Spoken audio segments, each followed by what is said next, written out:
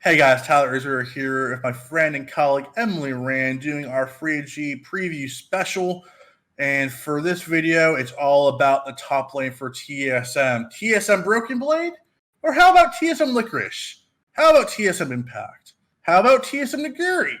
Emily, how about TSM The Shy? Some of these names. Okay, the last two might have been a bit of a reach, but Yeah. Impact and Licorice, I think, are very much on the table for TSM as we look at their 2021 offseason and 2020-21 outlook as we look at what could they create with a mid lane open, Doublelift appearing to come back on the edge of retirement, but still hanging in there, and Brokenblade in the top lane.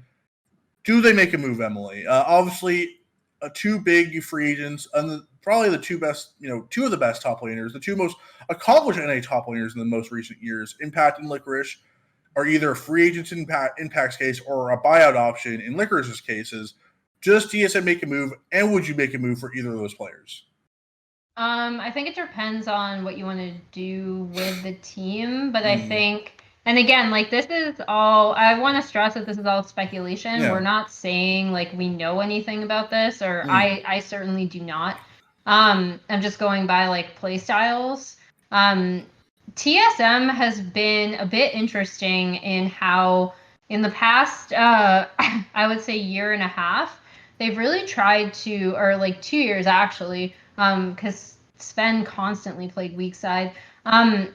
They've been like really adamant about trying to go with these stronger jungle top 2v2s where you have Brokenblade on a carry and he is, working in tandem with the TSM jungler, however they want to play it. And that was something that they were obviously working on and not something that always worked out, regardless of who was in that jungle spot.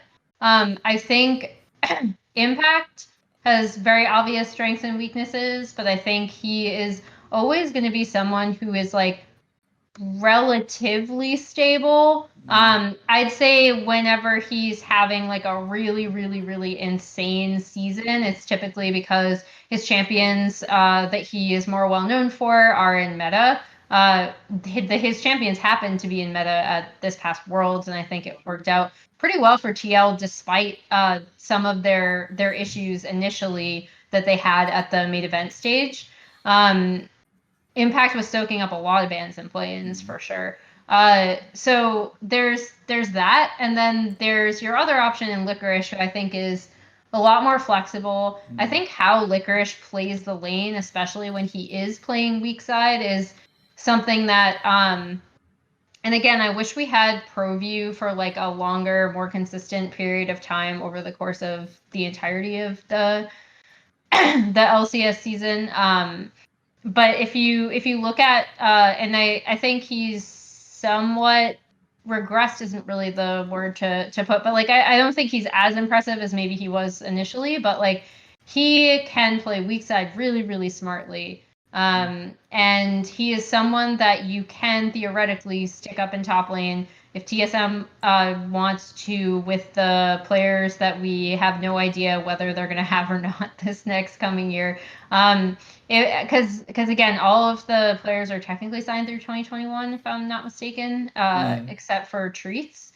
So if they want to have someone who can play weak side and play strong side, then you go with Licorice, who's been shown to be less meta dependent.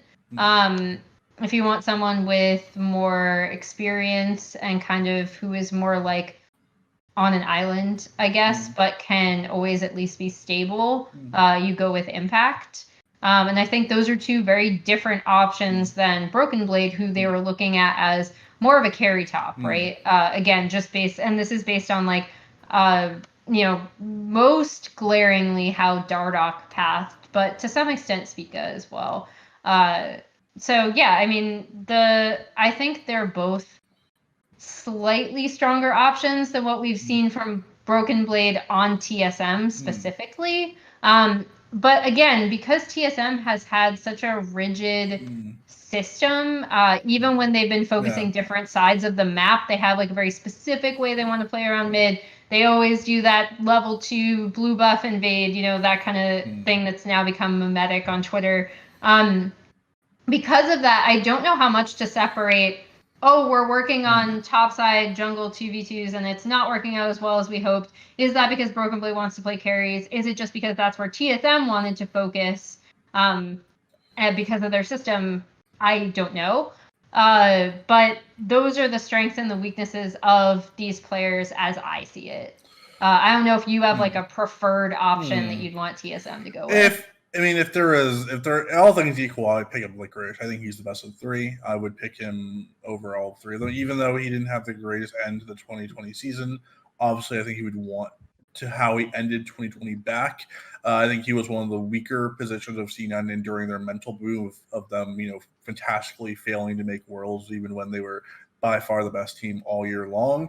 But I still would take him over Brokenblade and Impact. I also think the thing against Brokenblade here is that he is an import. He does take up an import slot.